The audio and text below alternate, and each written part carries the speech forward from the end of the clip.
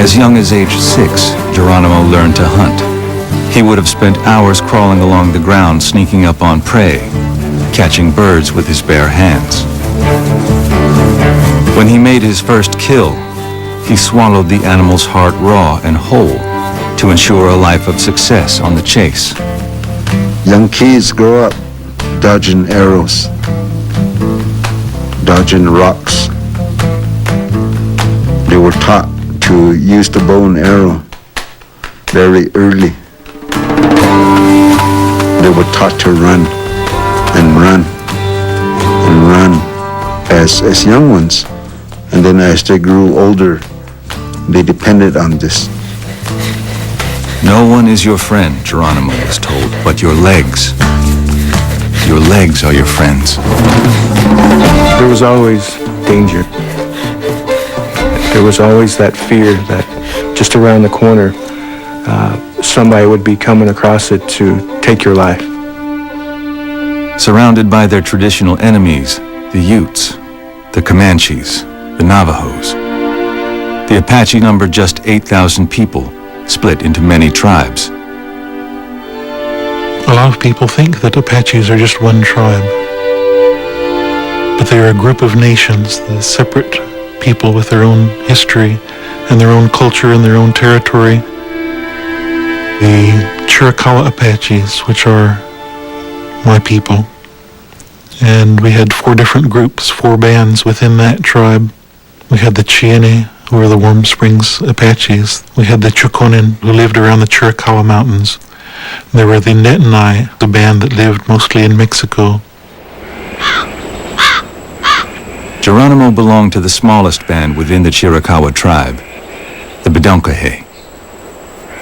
As a teenager, he joined older Bedonkohe men on raiding trips. The raids were lightning-quick attacks. Apaches seized the horses and provisions they wanted before melting into the surrounding country. There's no getting around the fact that Apache life was built around raiding. They didn't raise horses, they stole horses. Raiding was a very good way to obtain horses, to obtain cattle, to obtain captives, and there were markets for all of these commodities. It was common for the Chiricahua, for example, to raid one settlement and trade in another. This had been going on for a great many years. It wasn't considered by the Apache a crime. You took what you needed, and too bad if the people who owned it got upset.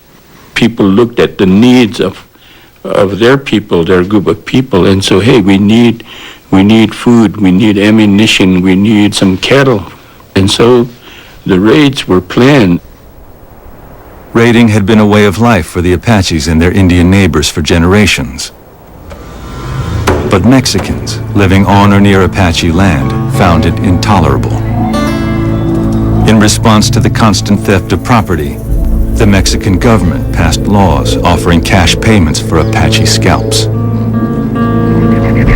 Soon, bounty hunters were roaming the desert, killing any Indian they could find. No scalp doesn't die. Ibich aya.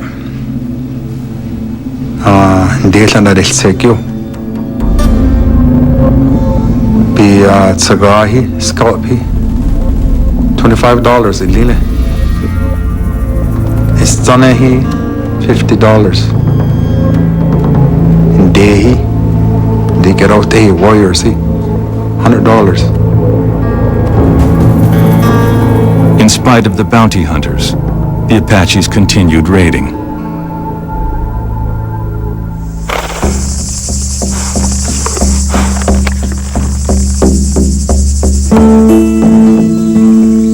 By the time he was 17, Geronimo had successfully completed 4 raiding expeditions. Now, in the eyes of the Bedonkohe, he was a man.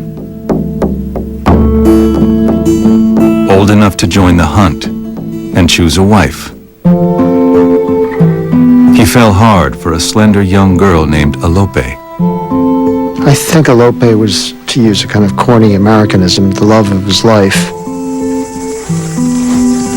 Geronimo went to Alope's father to ask for her hand in marriage, And the old man said, it's going to cost you a lot of horses. And I think it's Dad saying, she's too good for you.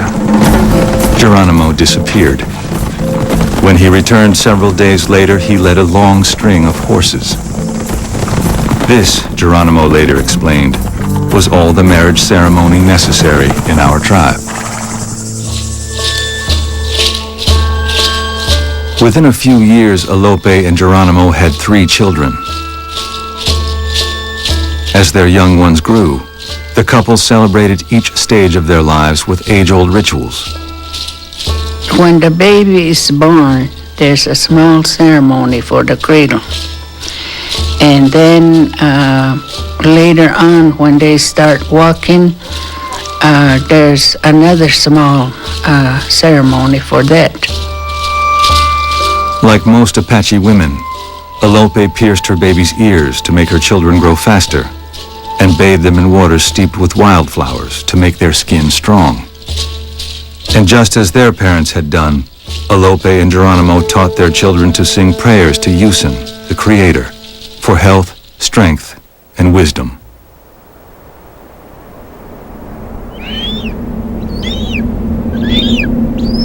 One day in the early 1850s, Geronimo and his family joined other Chiricahuas on a trading trip. The group camped on the outskirts of a Mexican town called Janos, and the men headed in to trade.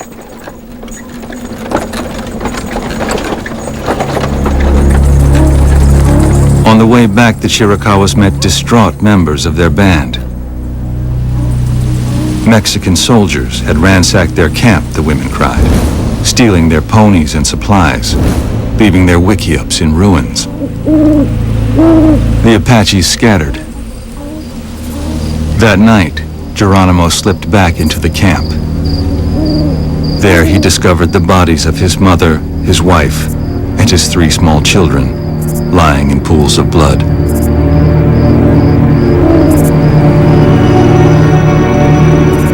When he saw all his family massacred there, he cut his hair, and he left his hair there with them. You see all the pictures that were taken, you see their hair short like mine.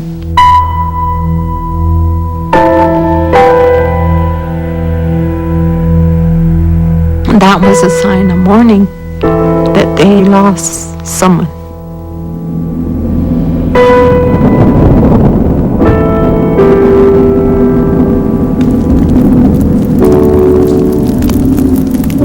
When Geronimo returned home, he ripped down his wife's paintings, tore apart strings of beads she'd made, and gathered his children's toys.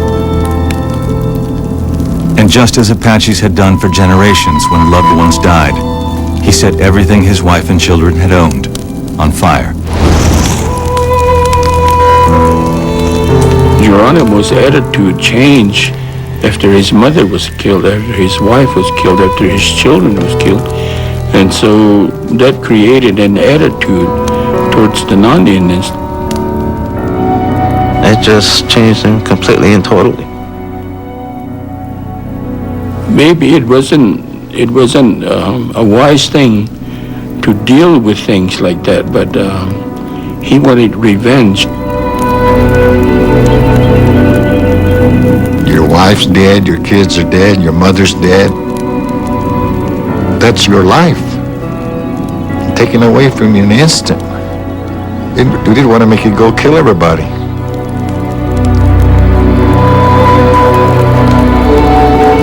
I had no purpose left, Geronimo later recalled. My heart ached for revenge.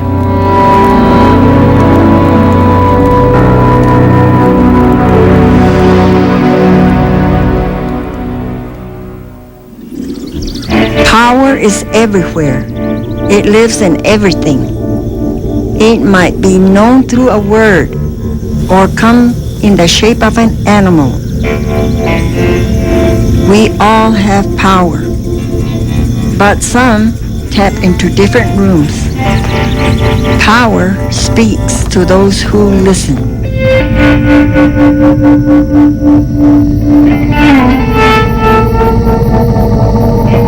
The greatest thing a person can have is the power. Beneguzzi, it's scary. Deturi agat egojinta. Kat beneguzzi yet Dihininashti ego beneguzzi. Achidi hachit ego nashti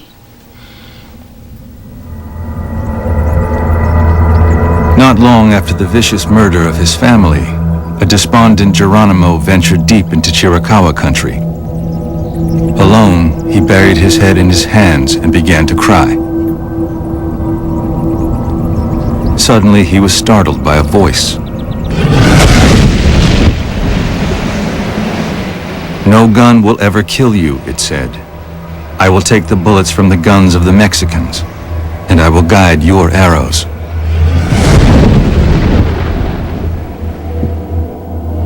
Geronimo later said that he had been given what Apache people call power, a gift from Usen. The concept of power is fundamental in Apache belief. Everybody acknowledges that somebody has a certain power, like the power of medicine, the power of healing, the power of seeing or feeling something in a distance. There were people that knew where you were, people that knew about horses, people that knew about hunting. We call this power. Dark Ewdi was a Yidalselande, like Condi. Doesn't not lila, and there I Condi, Tuna that lila cry. Guyale was then a eta, Yenden lila a celebration. Soon after the voice spoke to him, Geronimo put his power into action. He got permission from the Chiricahua chiefs to take revenge for the massacre at Janos. With a force of 200 men, he lured the Mexican soldiers who had killed his family into battle.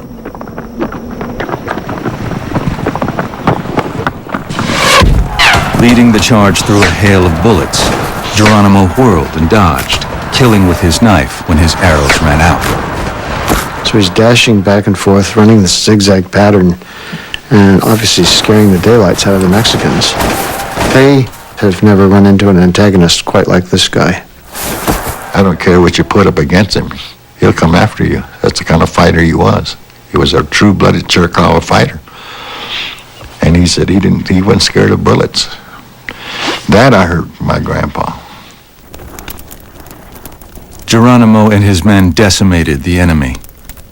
From that day forward, Mexicans would shudder at his name, while the Chiricahuas would accord him great respect. As a sign of his status, over the years he would take many wives, including the daughter of the greatest Chiricahua chief, Cochise. Yet Geronimo would never be a chief himself.